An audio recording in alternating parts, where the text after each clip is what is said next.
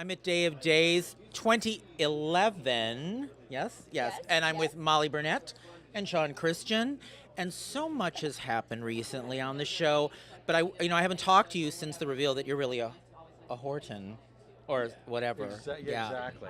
Yeah, you got to do a little homework on this because people go, wait a minute, how can he be a Horton? Because he was with Jennifer's and that little, That was my issue.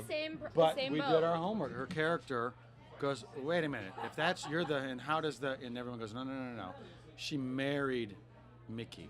Yeah. She's not a Horton. Which not a means Horton. that her adopted daughter son, Nathan, is also not blood related to Melanie. Someone did their homework. I think it's kind of incestuous. I'm sorry. I still think it's weird, but I think it's kind of small freak. town.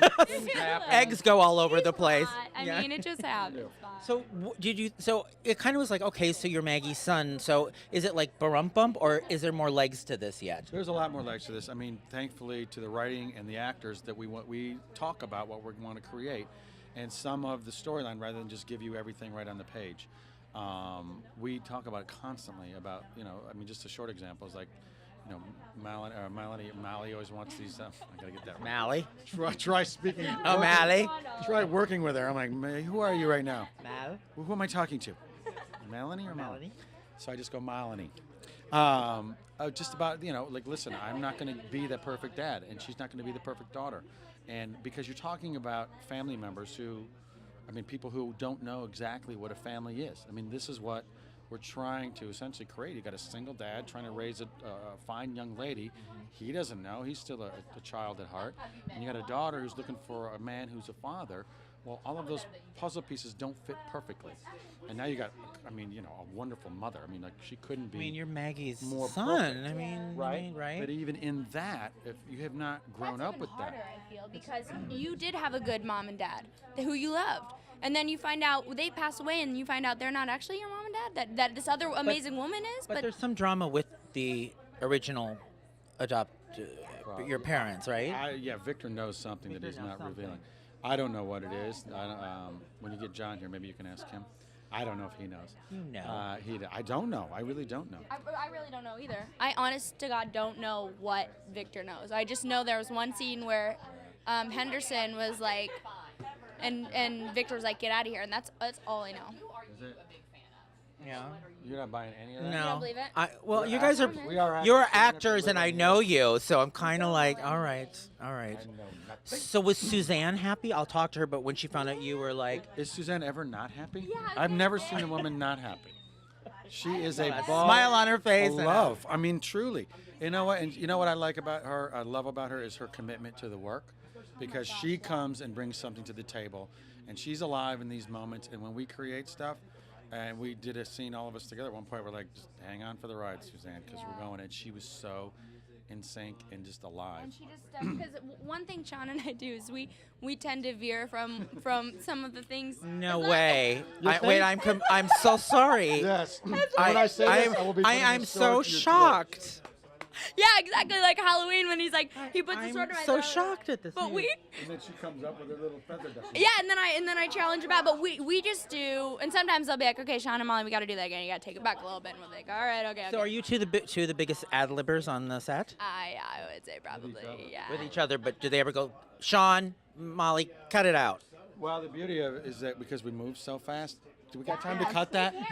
Can't really cut that. I mean, we don't got to. We got to move on, right? Right. Yeah. Sorry. They're like, just We'll keep fix it in it. post. Like one time, I ran into a door just head on, and I just kind of kept going through the scene. I was like going in and out. With a bloody head. With their bloody head. Bleeding. They're like, let's move on. I was like, seriously, you're gonna take that? And they're like, yeah, Well, it's fine. remember the scene where God bless Krista Chappelle because she's so gifted. And I was going to ask you Oh guys, my isn't God. it? I would have loved to have her been part of playing out this. Absolutely, absolutely.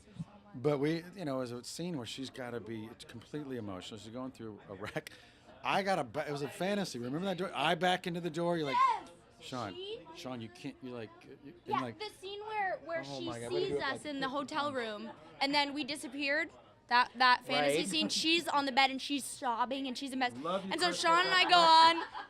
I go in too late. Shawn goes in too early.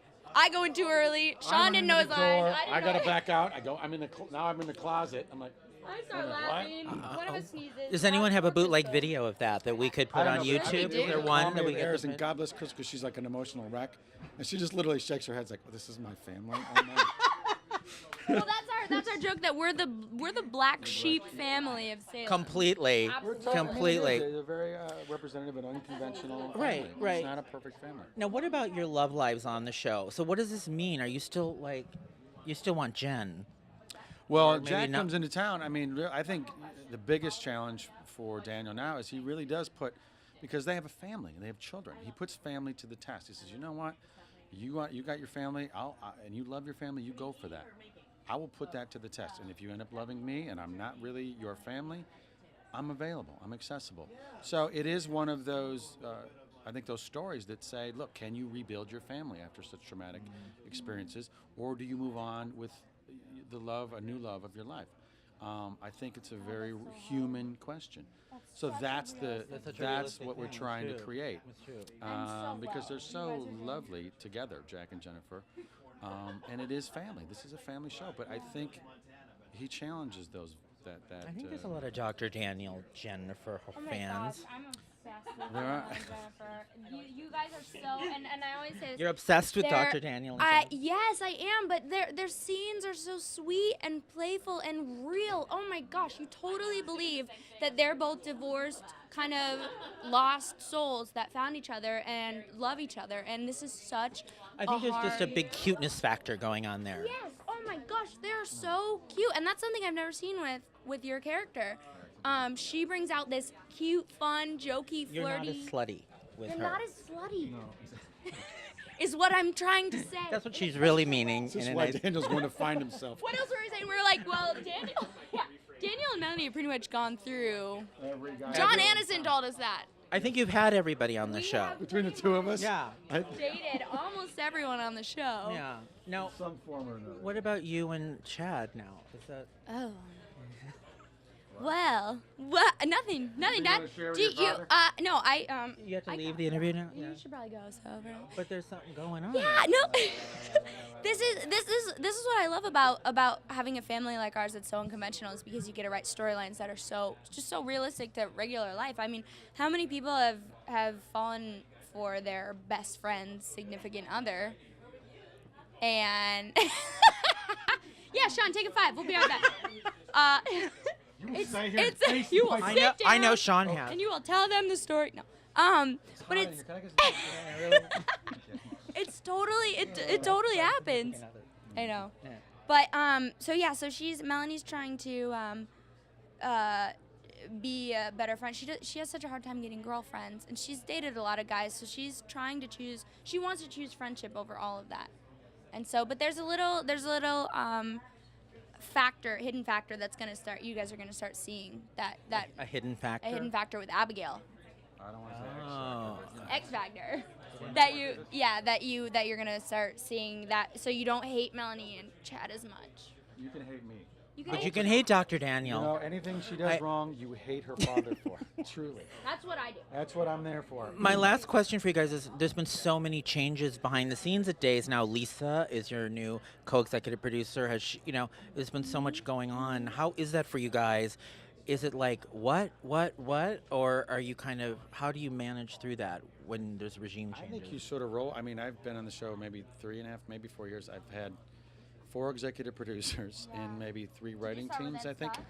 Yeah, Ed Scott. Ed Scott, and then Gary, Noel, and and this woman. Lisa. But you roll with it. I mean, and everyone has their own specific vision, but you try to remain true to your character as you can in the confines of their vision of what the show is, because you want to ultimately contribute something to the vision of the show. Right. What do you guys want to create? And that's what we're here for. I mean, and the beauty of these characters being sort of this black sheep, not really understanding family, they can stumble along and make the mistakes, and then people almost expect it at this point. Exactly. And they bounce back. They find a way to bounce back. Exactly. But, I almost think that's like what you do. You roll with it. yeah, it's like a roller coaster, obviously. And so you sit down and you buckle in, and you just hope that you don't get thrown off the roller coaster. Exactly. That is the other Robin. Exactly. Who is this person and do they hate me? Yeah, no kidding. So, Oh. so what we've learned here is a roller coaster ride to be on Days of Our Lives. Yes. Of Roller drama. coaster with the black sheep. With the black sheep. Roller coaster ride with the black That's sheep. how we roll. That's how we Rolling with the roll. black Black sheep. sheeps. Yeah. Yeah. Thank you, Molly. Thank you, Dr. Daniel Shawn. Thank you all for having us. Thank you. you Yeah. very much.